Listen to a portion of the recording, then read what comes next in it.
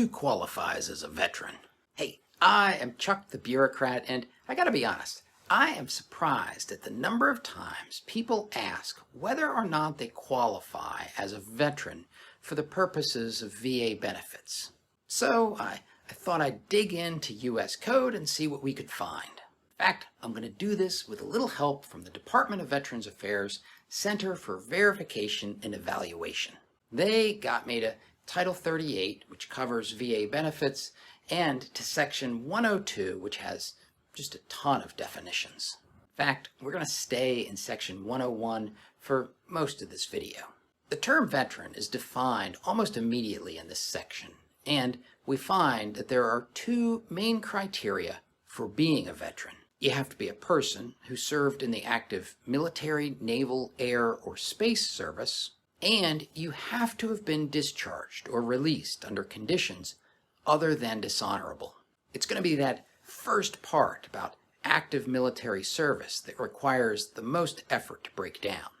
Essentially, there's three types of activities that count: active duty for training, and inactive duty training. The important point to notice is that when it comes to active duty for training and inactive duty training, they only count towards this definition of a veteran if the individual concerned became disabled while performing the duty. Merely performing active duty, in green, is adequate to be considered a veteran, but not so with the other two. The other thing to notice is that I am redacting a sizable amount of legalese with those little ... dots at the end of the text. U.S. Code goes into great depth. It includes death as well as specific injuries and illnesses. For most folks, those details aren't going to matter. And if you're worried that they matter for your case, well, the citation is easy to find. So what constitutes active duty? Well, that means any full-time duty in the armed forces, service as a cadet, as well as travel to and from such duty or service. Now, you might notice that I clipped out a few paragraphs, and those deal with the Public Health Service and the National Oceanic and Atmospheric Administration, or NOAA. For those of you who remember our discussion on the uniformed services, you'll remember that the Public Health Service and NOAA are not part of the armed forces, but they are part of the uniformed services. So if you're a member of either of those two organizations, you might want to check the definition to see under what conditions you qualify as a veteran. The same thing really applies for senior ROTC cadets and the Coast Guard. Now, active duty for training includes full-time duty performed by reserves for training purposes, as well as travel to and from such duty. Just a quick note here. I know there are some of you out there who just hate being referred to as reserves. Unfortunately, in this section, Congress defines reserves as a specific term, so please don't send me any more hate mail. Inactive duty training is defined loosely as duty prescribed by the secretary concerned. I guess the interesting thing to me is that Congress doesn't specify which Title 10 and Title 32 authorities constitute either active duty for training or inactive duty training.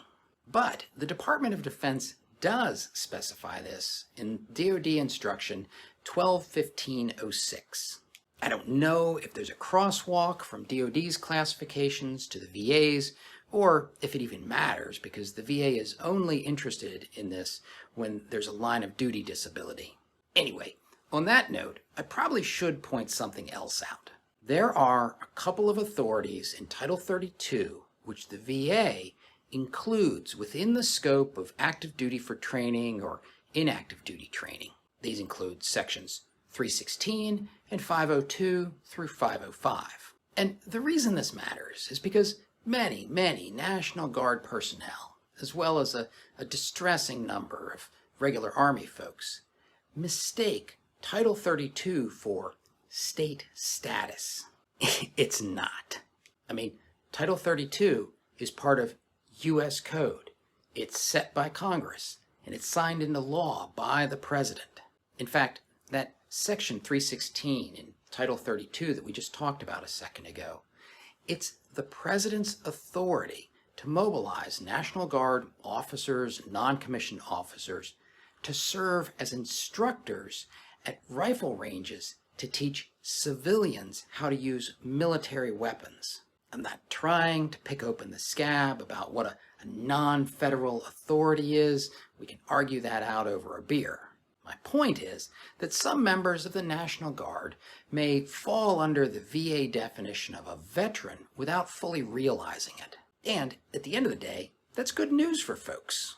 Anyways, the main point here is that for the purposes of qualifying for VA benefits, the definition for veteran is pretty simple and it's pretty clear. And now, if you want to get an understanding of the different sub-organizations within the VA and why it is so important to get a good, fully developed, first-time go on your VA claim, watch this video about the VA appeal process.